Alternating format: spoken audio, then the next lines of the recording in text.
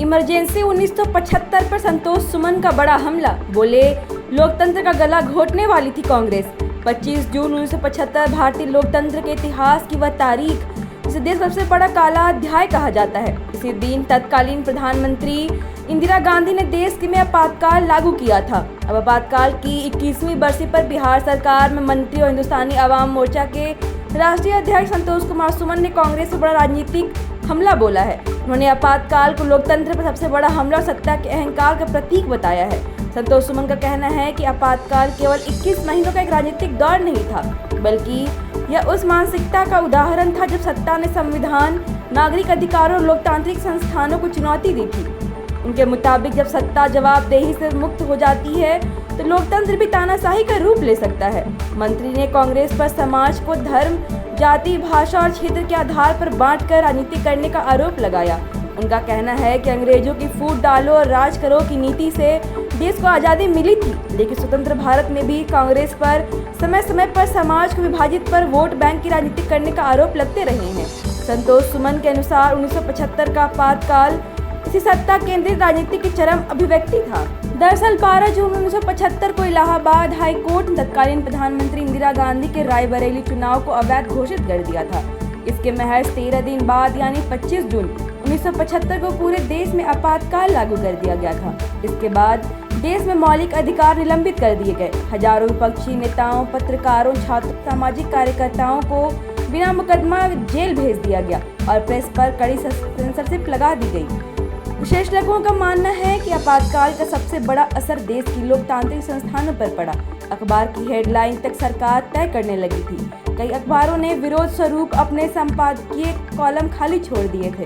उस दौर में सत्ता की आलोचना करना लगभग असंभव हो गया था। यही कारण है कि आज भी आपातकाल को भारतीय लोकतंत्र की सबसे बड़ी परीक्षा माना जाता है।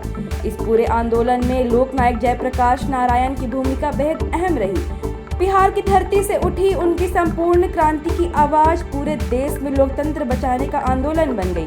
हालांकि सत्ता ने इस आंदोलन का जवाब संवाद से नहीं बल्कि गिरफ्तारी और दामन से दिया।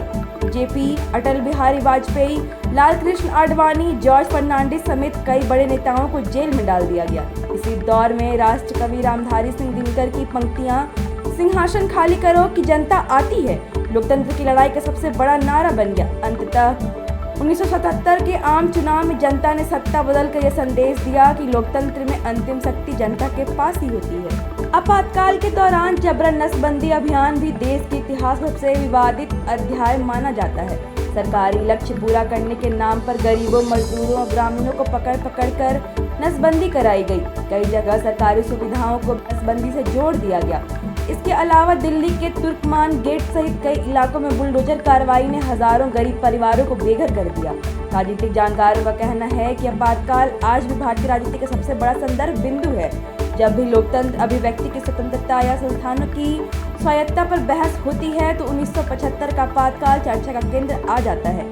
सबसे बड़ा सवाल यह है कि क्या भारत का लोकतंत्र आज इतना मजबूत हो चुका है कि भविष्य में कभी आपातकाल जैसी स्थिति दोबारा न आए, या फिर लोकतंत्र की रक्षा के लिए जनता को हमेशा सतर्क रहने की जरूरत है, क्योंकि इतिहास गवाह है कि जब जब सत्ता निर्कुंठ हुई है तब तब जनता ने ही लोकतंत्र को बचाने का काम किया है।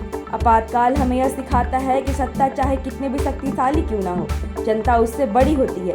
लोकतंत्र का अर्थ केवल चुनाव जीतना नहीं बल्कि असहमति का सम्मान करना, संविधान की मर्यादा बनाए रखना, समाज को जोड़कर आगे बढ़ना है।